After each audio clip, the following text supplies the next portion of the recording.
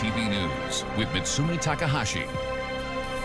Good evening. This was a big morning for a lot of West Island commuters. It was the first real test of the new West Island branch of the REM.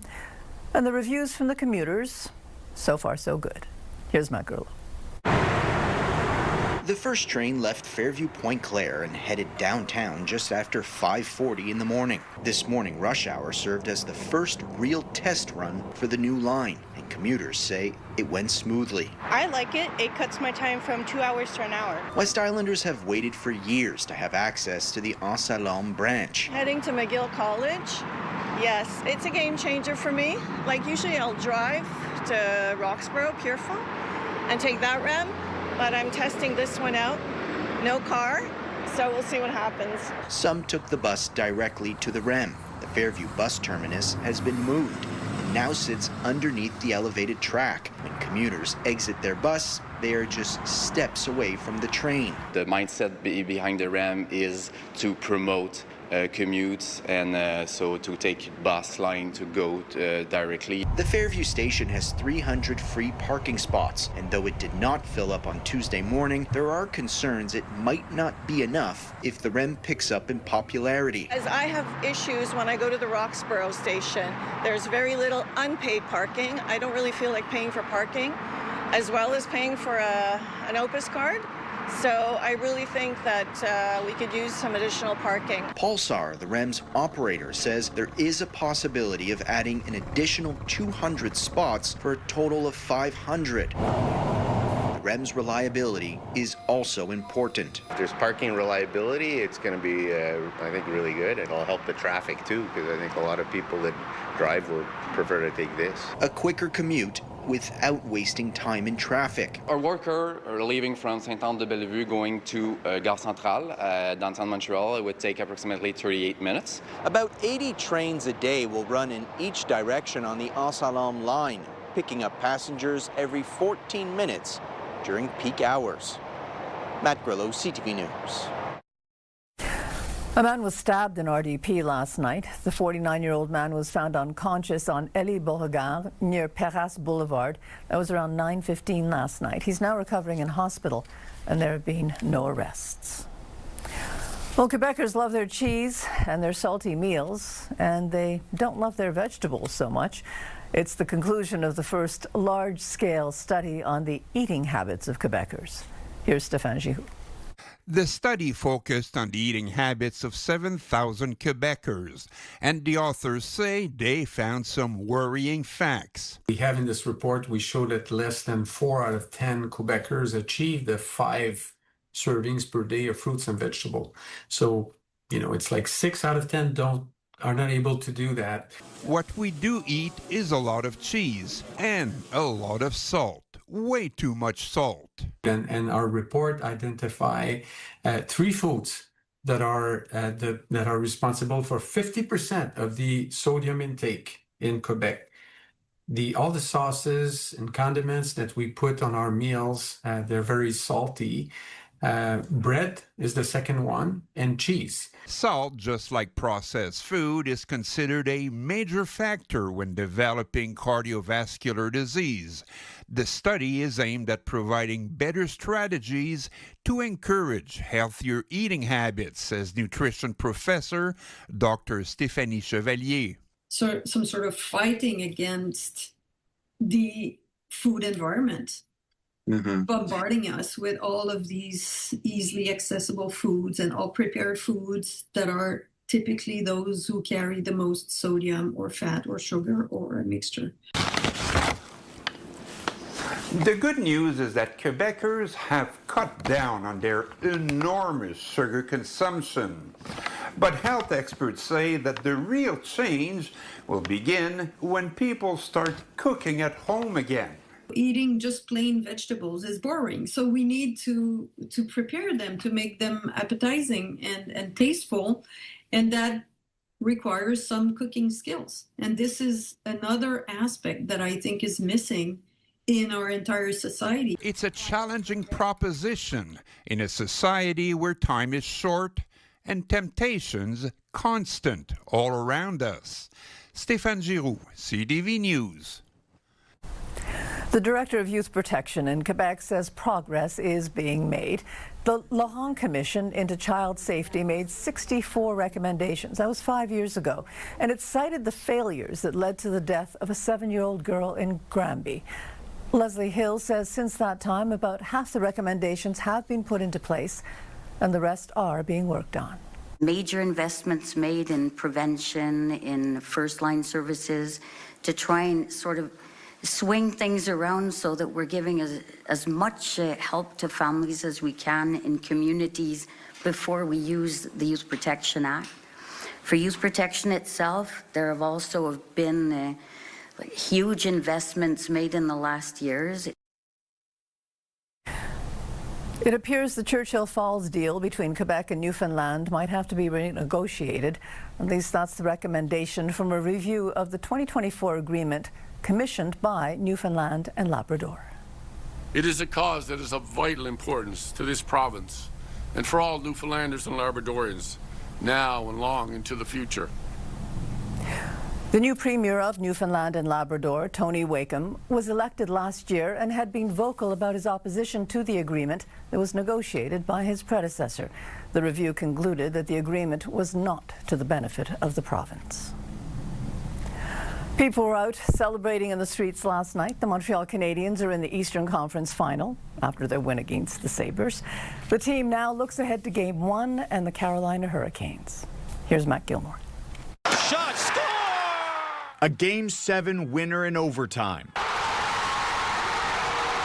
sending a packed Bell Center into dreamland and the Habs into the third round. It's a crazy feeling, a lot of emotion. Obviously, it was a war all series long, and for it to end up being Game 7 in overtime. No, it was an amazing shot, amazing play. It took everything that we had to get through this series, and now we gotta just reset, get some rest, and get ready to go to Carolina. The game was played in Buffalo, but for the 21,000 Habs faithful watching along at the Bell Center, it was a roller coaster of emotion. How's your heart rate? Really high. Yeah, it's hard to watch sometimes. Then finally, relief and euphoria. What emotion! It's a still. I can't even explain. There's no words. No words. We get to see another round of playoff hockey. Outside, the party continued in the street. Honestly, it was a tough battle, but the thing is, with the Habs, we never lose in Game 7. Police say most fans left peacefully, but there were some incidents. 2 people were detained and ticketed for lighting fireworks outside the arena, and tear gas had to be deployed when a small group started throwing bottles and garbage cans at officers. Besides the trash left behind, there was no damage reported, and police did not make any arrests. Still, the mayor is calling for calm in the next round. Let's enjoy the spirit of the Habs, and let's just do it in a secure manner, respectful manner. The Habs now take the experience of another dramatic Game 7 win to Carolina to face the Hurricanes, who are so far undefeated in the playoffs. But to get to live this these do or die situation in terms of you're moving on or you're done, the scoring the big goal, the overtime, that feeling that a player has, it's unbelievable. Game 1 goes Thursday at 8 o'clock. Matt Gilmore, CTV News. And there will be a 4th game in the PWHL finals. The Victoire lost to Ottawa. The Charge live to fight another game in the finals. The Charge scored 2 goals in the last 5 minutes of the game to win 2-1. Montreal now leads the best-of-5 series 2-1. Montreal's coach says the team needs to do a better job in the 3rd period. The game is never going to be won or lost in the first period, and I think that that's something that everybody needs to realize as well. Is it's a long game, it's a chess match, it's establishing your game plan and trying to establish it before the other team. Game 4 of the Walter Cup Finals is tomorrow. Meanwhile, the league has announced San Jose as the next expansion team. The PWHL now has 12 teams entering its 4th season, and that's double what it had since it was established 3 years ago. F1 fans from around the world are arriving in Montreal, and the Habs are in the playoffs. And that means getting around downtown Montreal as of Thursday will be a challenge, to say the least. Christine Long has more. Big weekend for Montreal. Up to 130,000 people are expected for the F1 Grand Prix race day on Sunday. It is the biggest sporting and tourism event in the country. Add to the Grand Prix festivities downtown, there will also be playoff hockey parties around town. It will be a really big moment for Montreal, and for sure the public transportation, it's the way to use. Laurence Audroy of the STM says they're ready for the crowds. For the 3 days of the event, we add more service in the metro, specifically on the yellow line, and also we modulate the service depending on the ridership and the schedule of the event. We also add more employees on in different stations. STM bus 777 and adapted transport buses will shuttle people to Parc Jean Drapeau, but cars that aren't already accredited for the races will not be allowed. Want to ride to the race? Extra Bixi bikes and 500 parking spots for personal bikes are available. Sandrine Garneau says F1 team started preparations early. From an operational standpoint, it was crucial for us to be able to start our build in the fall. With the winter that we just had, which was particularly spicy, it would have been very difficult for us to be able to start our build in February and then be able to deliver for a May event. We are the only Grand Prix that is built in Nordic conditions. Winter was rough on our roads, but Grand Prix organizers promise the construction festival takes a break this weekend. There's all kinds of works going around all the cities, so we've been working many months ago now on going around those work, making sure that they will be stabilized or less bigger in the spaces. To make sure that the weekend there'll be more fluidity in the mobility. The Grand Prix grandstands are sold out. General admission tickets are still available for now. Christine Long, CTV News. And later in the newscast, we'll go behind the scenes to Circuit Gilles Villeneuve. That's where they're still very busy setting up for this weekend's big F1 race. And coming up, Ottawa says it was a decision not taken lightly. This is a significant moment, and it is an emotional one because of the extraordinary connection that this team has built with Canadians. Canada's Snowbirds are on their final farewell tour. And 5 dead in San Diego, including 2 teenage suspects. I'm Andrew Johnson. Tonight on CTV National News, capturing the ultimate journey to the World Cup.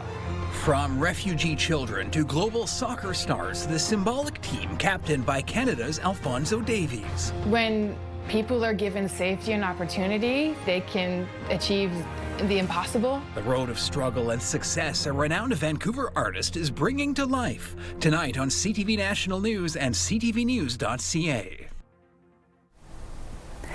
Canada's Snowbirds are being retired after 53 years of service. This is going to be their farewell season. Graham Richardson reports from Moose Jaw, Saskatchewan. That's the home of the Snowbirds. 2026 will be a farewell season for the Snowbirds in these iconic jets. The Tudors are finally being retired after more than 55 years in the air. This is a significant moment, and it is an emotional one because of the extraordinary connection that this team has built with Canadians over more than 5.5 decades. This decision was not taken lightly. The Defence Minister announcing Canada will replace the aging jets with these, the new Siskin 2 prop planes, not a full jet. And it's not clear when Canada will take delivery of them. We need to work with the manufacturer. We need to make sure that we receive them in graduated form. It will take some time for them to roll off the production line. But we're moving as quickly as we possibly can.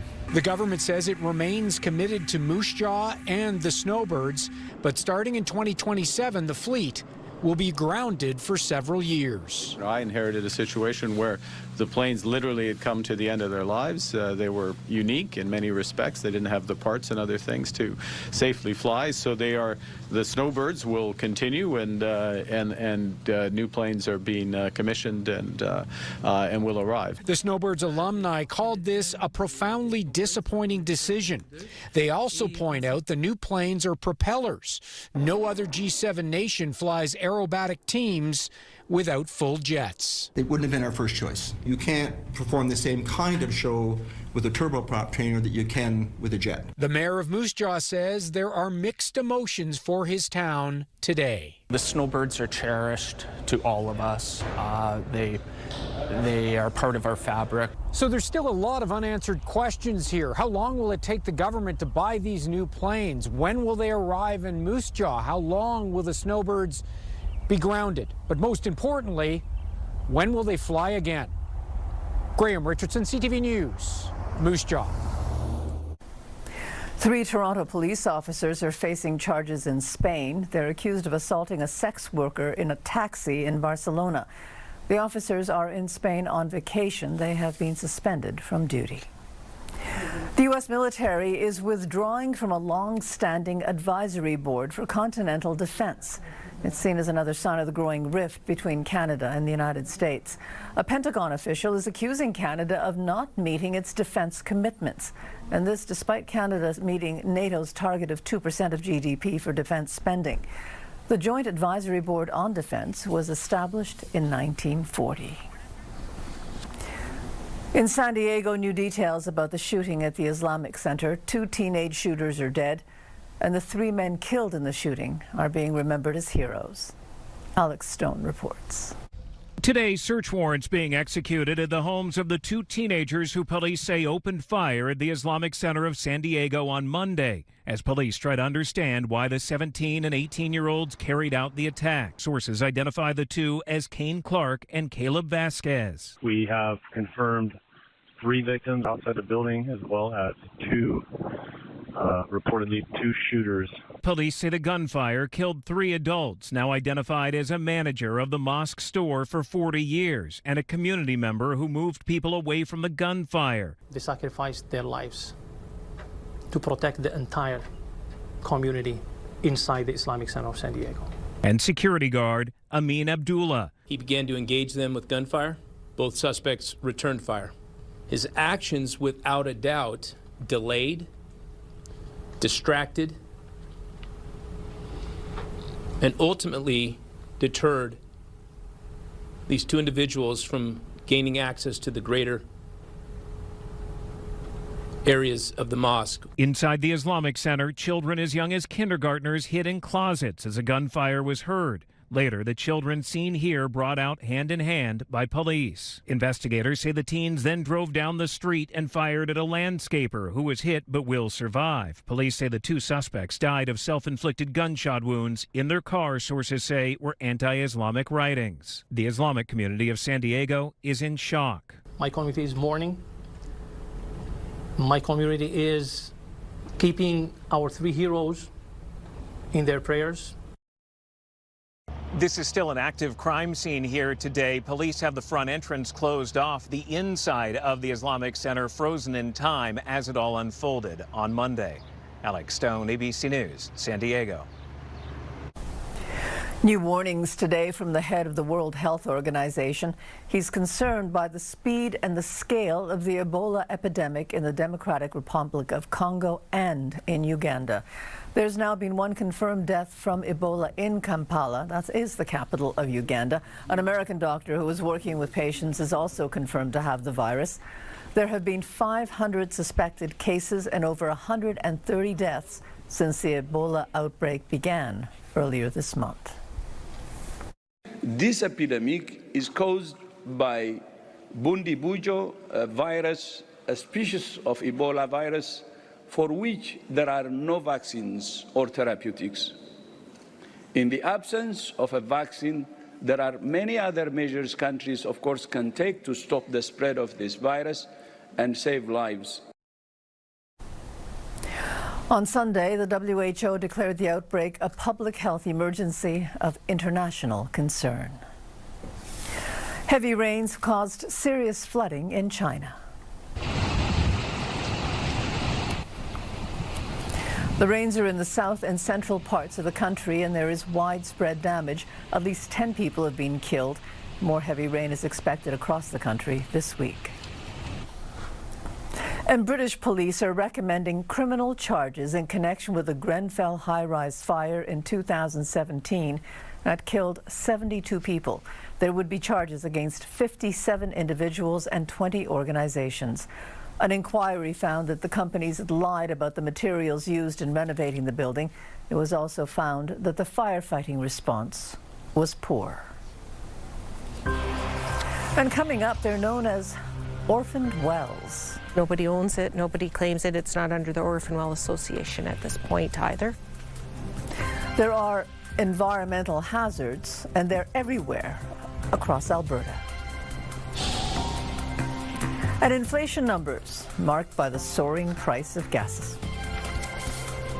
Download the CTV News app and stay on top of local stories as they unfold. Increasing number of abandoned buildings. Customize your feed and watch live wherever you are. CTVMontreal.ca, your home for news.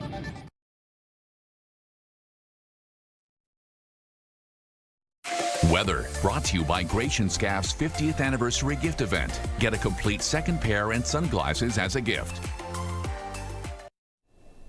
Well, these shorts and tanks were out with the summer-like weather today. Let's take a look at where we're sitting temperature-wise right now. Seeing the mid and high 20s really all across the board. So for those of us in Mirabel and Montreal, we're currently seeing a temperature of 27 degrees. And moments ago, we did make it up to our expected high for today that was sitting at 29. But I do want to point out our record high for this day. That dates back to 1962. We hit a record of 33.9 degrees, and with the humidity that we did have today, it felt even warmer than that at 35. And we're expecting that warmer weather to continue into this evening. So a low of 22 degrees is what we're looking at tonight, along with partly cloudy skies. Also seeing a 40% chance of some drizzling coming in, perhaps tomorrow morning as well, with that wake-up temperature of 21 before we return to a daytime high of 22. Now by afternoon, we are looking at mainly sunny skies, and that's just what our futurecast is showing. So we see some clouds coming in tonight at around midnight.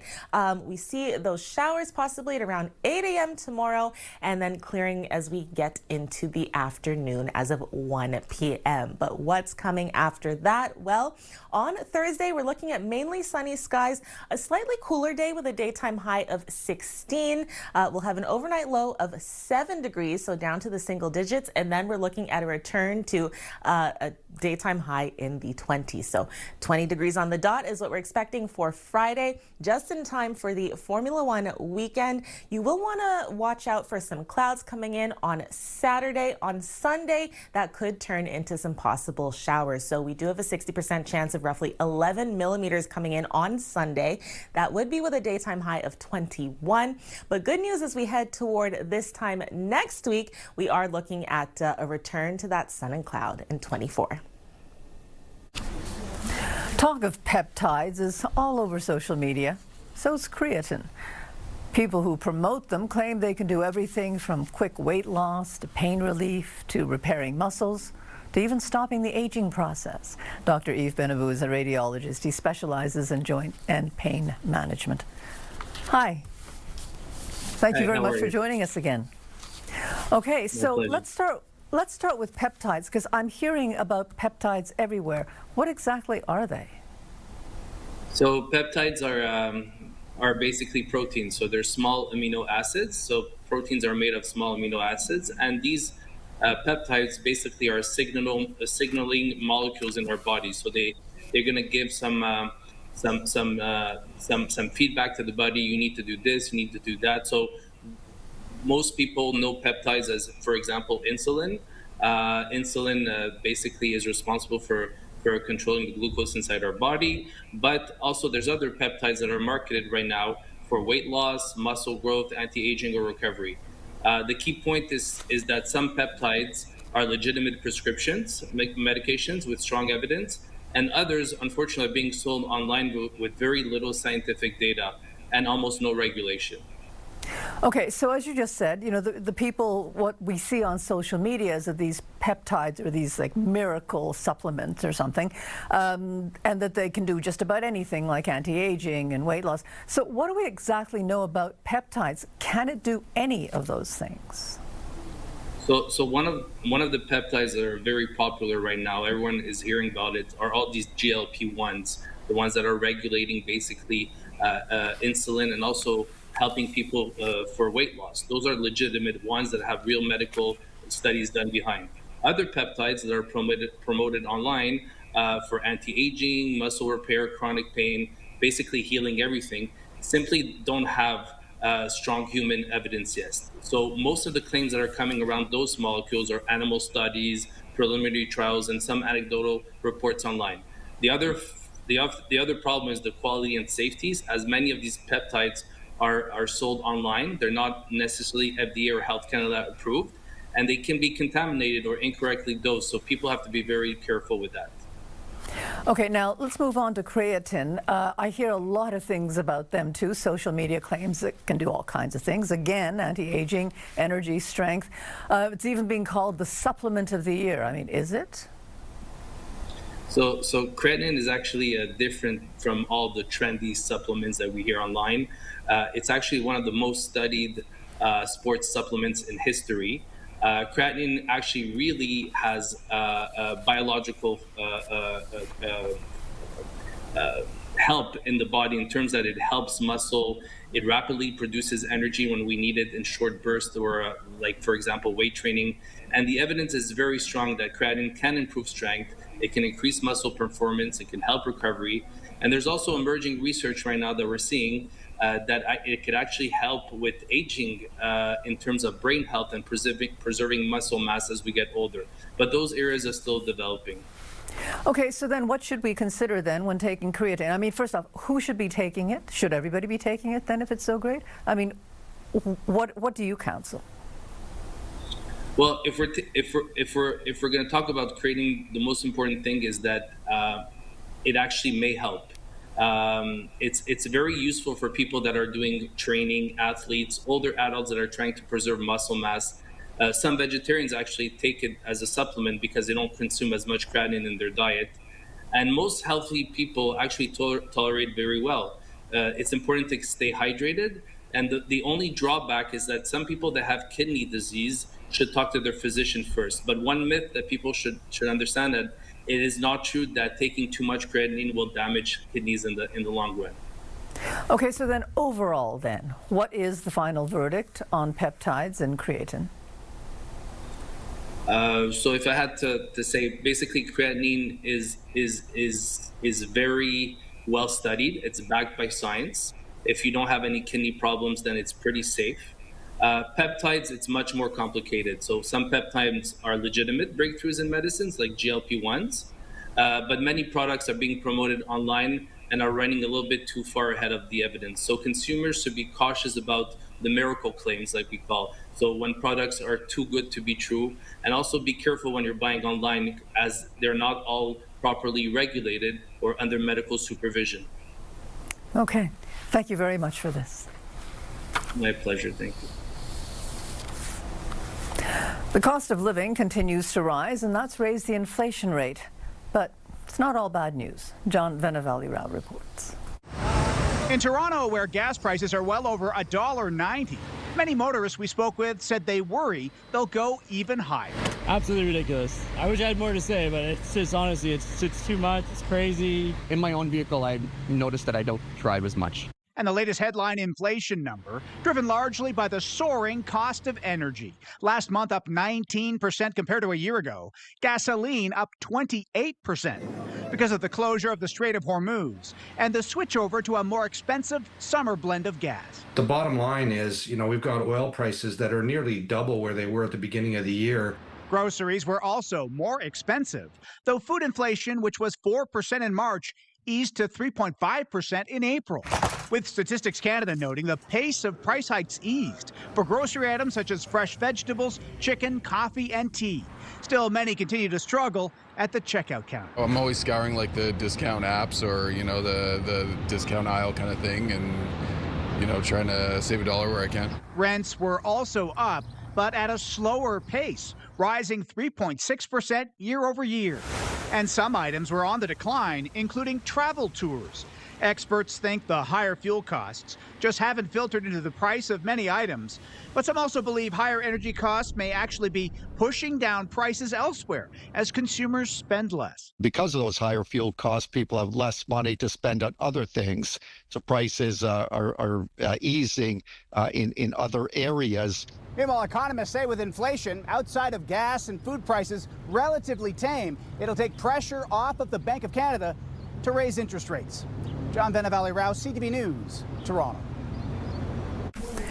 The Prime Minister was at a mine in Quebec today. He was at the Michelin to launch the construction of what's being called the largest graphite mine in the G7. Mark Carney says the mine will help Canada and its allies. In 1 year, we have signed 56 agreements on critical minerals with more than 10 countries because they know the world needs reliable partners in a dangerous world. And we know that entrepreneurs, such as those gathered here today, need predictability in the age of uncertainty. The mine is expected to produce more than 100,000 tons of graphite a year over the next 25 years. Ottawa says the project could generate $2 billion for the economy and create about 1,000 jobs. Graphite is a key material used in electric vehicle batteries. Alberta has plans to build a new pipeline, but there are also a lot of inactive and orphaned oil and gas wells in that province. Some of them have been abandoned for years. Kathy Lee has more. For more than a decade, this rusting oil field storage tank has sat untouched on Kelly Nelson's farmland after the company that operated it went under. Nobody owns it, nobody claims it. It's not under the Orphan Well Association at this point either. Nelson now plans to contact the Orphan Well Association, the group responsible for cleaning up sites that no longer have an owner. There's hazards, right? Like you've got gases and all the rest of it that might be there. The environmental risks are just one part of a much larger problem. After the collapse of Calgary-based long-run exploration, more than 4,000 inactive wells and sites were added to the Orphan Well Association, doubling its inventory. But Philip Meinzer with Coalition for Responsible Energy warns the fund isn't keeping up with the growing number of sites. If those cleanup costs fall on the taxpayer, that's public money. That's money that should be funding our schools. That's money that should be funding our hospitals. A natural resources law professor says provincial and federal tax dollars, including $1 billion in COVID-19 era funding, have already been used to help clean up inactive wells. We're talking, $1.5 billion of public money that has already gone into this process. Sean Fluker says weak regulations allowed inactive and aging wells to build up across Alberta without enough financial safeguards to ensure companies could eventually pay for the cleanup. I don't see us finding a viable solution to this problem without a true and full public inquiry. We're talking hundreds of thousands of wells. The province has stated that tax dollars will not be used to clean up private oil wells, but this farmer remains skeptical. I don't know what the answer is. I honestly don't, because these companies have disappeared. Saying she worries taxpayers could ultimately be left holding the bill. Kathy Lee, CTV News, near Shoaldice, Alberta. And coming up, the world is coming to Canada this summer.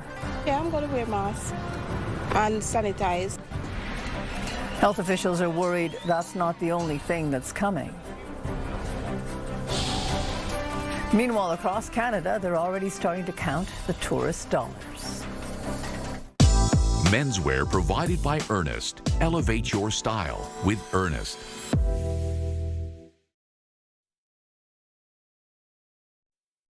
Your Health, brought to you by Gratian Scaff's 50th anniversary gift event. Get a complete second pair and sunglasses as a gift. Toronto and Vancouver host the FIFA World Cup next month. Canada's Public Health Agency is warning about the spread of measles, and that's not the only virus doctors are concerned about. Camille Karamali reports. In less than a month, soccer fans from around the world will be flooding these Toronto streets with celebrations. But there's concern they'll be bringing more than just a love of the beautiful game with them. For me, it will always be a concern in terms of health hazard because, for example, not everybody be doing the proper hygiene. And that means Althea Robinson will be taking extra precautions. Yeah, I'm going to wear masks and sanitize. A report from the Public Health Agency of Canada says out of over a dozen infectious disease pathogens at risk of spreading during the FIFA events, there's one topping the chart, with measles the only one at high risk to the public, with Mpox second on that list at a moderate risk of transmission. In most of the communities, particularly that surround Toronto, we see lower vaccine rates, and so as a result, we've got very high risk. Last year, Canada saw its largest measles outbreak in decades, with more than 5,000 cases reported. While that spread has now slowed, the highly infectious disease is still seeing tens of thousands of cases in other countries this year alone. Both Ontario and BC say they're increasing surveillance to keep a closer lookout for the spread of diseases during World Cup gatherings and have a plan in place for a potential outbreak. But with an overburdened healthcare system, doctors question whether Canada's host cities are actually ready for a worst-case scenario. I think we are understaffed, and this is something you need to seriously think about. How are you going to get, let's say, additional staff? These soccer fans, though, aren't really sweating it. This is like a minor. Be careful, but still don't let it dictate your happiness. Hoping to welcome the world with open arms and embrace almost everything that comes with it. Kamal Karamali, CTV News, Toronto. And Ontario says it will allow bars and restaurants to stay open longer during the World Cup. From June the 11th to July 19th, last call will be extended to 4 a.m. 27 LCBO stores will also be extending their hours. This is the latest move by the Ford government to ease restrictions on drinking alcohol in the province. And in the midst of all the hockey, Montreal is gearing up for Grand Prix weekend. Sweeta Rassi takes us behind the scenes. The transformation happens every year, turning Circuit Gilles Villeneuve from a public park into a circuit fit for Formula One. And with the Canadian climate, that's no easy task. We're the only Grand Prix that gets built during a winter climate, and this winter has been particularly rough for us. But with the great partnership that we have with the park and the City of Montreal, we were able to start some of our build in the fall, which is ultimately what saved us. Sandrine Garneau is a Chief Operating Officer for the Canadian Grand Prix. She says it takes 5,000 workers and volunteers to pull it all off. Everything else, from the fencing, from the grandstands, the hospitalities, the platforms, all of those are 100% temporary. We have 17 kilometers of fencing that goes on at Circuit Gilles Villeneuve. We also have 200,000 square feet of structures that are built off of scaffolding. For the first time ever, organizers are combining the race weekend into a festival experience with big names coming to town. This year, we concentrated a lot on fan experiences. One of the biggest, newest aspects that we have is the CGV experience. So you have F1 experience by day, and then you have concerts at night. We have a full Canadian lineup with Simple Plan on the Friday, Bryan Adams on the Saturday, Alicia Cara and the Beaches on Sunday. A ninth consecutive Canadian. Last year, more than 350,000 fans were at the track over the course of the weekend. And this year, they're expecting even more. And to handle the crowds, they've added more elite suites. And the fans, they always embrace Formula One. Like, the city comes completely alive during F1, which is absolutely wonderful. This year, lucky enough, we also have the halves that are going on at the same time, which is going to make for an absolutely effervescent weekend. It's going to be completely wild. And it all happens this weekend. Sweeta Rassi, CTV News. Business News brought to you by Au Vieux de Louvre, where memories and meals come together. Inflation moved up in April. It was the highest annual rate seen in about 2 years. Morella Fernandez has more on that. As expected, higher gas prices pushed inflation up in April. The rate rose to 2.8%, up from 2.4% in March. The cost of gas spiked almost 29% in April because of the disruption of the oil supply in the Middle East. It could have been worse. Ottawa suspended the fuel excise tax mid-April, which knocked 10 cents off every liter of regular gas and 4 cents off of diesel. Agnico Eagle Mines will spend over $3 billion on a gold mine project in Nunavut. The money will help build a diesel generator power plant at the Hope Bay site and reconstruct the processing facility. Agnico estimates once the work is done, the mine will produce more than 400,000 ounces of gold a year. Home Depot reporting about $42 billion U.S. in sales for its latest quarter.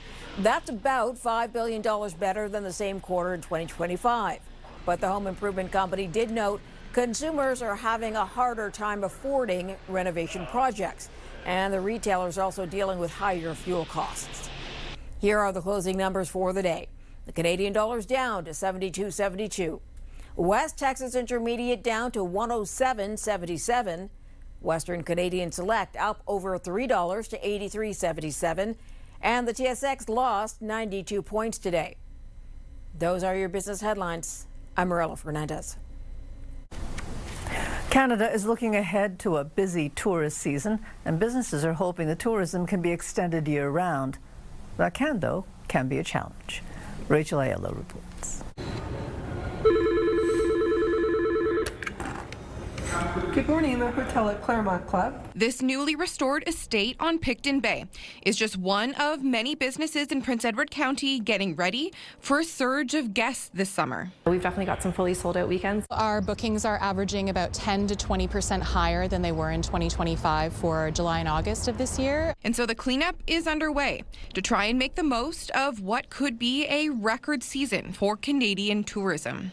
Nationwide, this year visitors are expected to spend more than $140 billion, up 6% from last year. There's also a push to pitch the county as a four-season travel destination so that dreary weather days like today don't hit businesses' bottom lines quite as hard. Right now, a lot of businesses close in the wintertime, and the goal is to keep them open year-round. But that will require hiring more workers. And those CTV News spoke with said attracting enough labor is a major challenge. The labor force is, particularly critical to our hospitality businesses. We're disappointed in the closure of some of the programs at Loyalist College, which have affected our hospitality businesses. In a bid to keep guests coming in the off-season, this winery turned their old barrel cellar into a year-round tasting room. It's just a great way to, keep people visiting the county and keep people visiting us.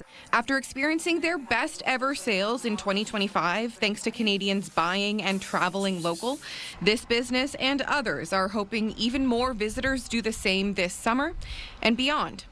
Rachel Ayala, CTV News, Prince Edward County.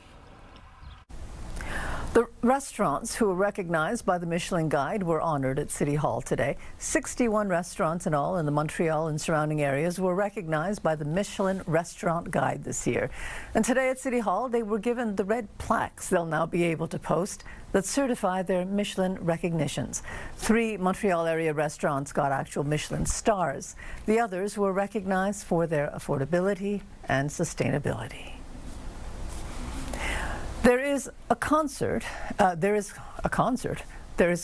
rather, that there might be a shortage of some kind of oysters. An oyster concert, Caroline. I was picturing that, actually. It's kind of funny. So, Caroline, so these oysters are being affected by 2 diseases.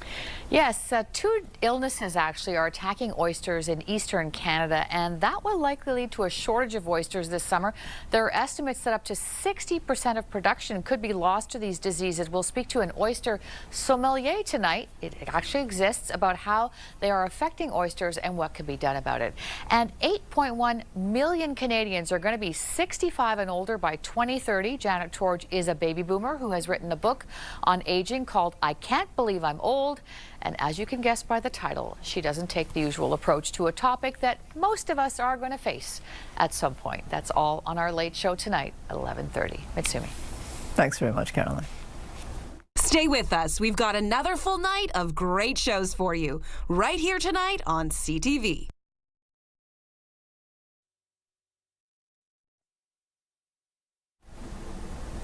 Some ducklings got stuck in a storm drain in RDP this morning.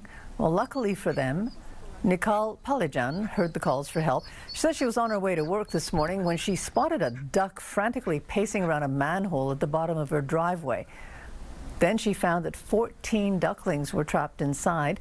So Palajan couldn't lift the manhole cover herself, so she called 311, and a city crew showed up in about 10 minutes. She ended up being late for work, but she says she didn't mind because they managed to get the ducklings out. As you can see by the pictures, they had to makeshift their way with the bucket. They pulled out the babies. They just lowered it lower, and they would just hop in. They would basically, how could I say, fish them out with a bucket. And as you see, they pulled them out and they just threw over the water, and the babies knew right away. They went to their mummies, to their mom, so it was nice. At first, even when my neighbors came out to feed, we said, as mummies, as moms, we feel her pain, actually. And it felt good, and I was really happy that the city came right away. I thought, forget it, they won't. But the guys came, Philippe and Maxime. Hats off to them, honestly. Good for them. And it's interesting that the ducklings knew to jump into the bucket right away to get help. So that's good. Okay, so it's going to be warm overnight. That's right. Yeah, the warm weather continues this evening. We're looking at a low of 22 degrees, which we see right here. 22 degrees is also our expected high for tomorrow. We're looking at a 40% chance of some drizzling coming in, but that should clear by the afternoon. So tomorrow afternoon, we're forecasting mainly sunny skies. And then you'll notice the temperature starts to work its way down as we get to 7 p.m. tomorrow evening. So it's Thursday that's looking like the coldest day this week. So a high of 16 degrees is what we're looking at, an overnight low of 7 on Thursday evening, and then we should be back at 20 by Friday. Mitsumi? And that's it for us. Have a good evening. Stay well. Good night.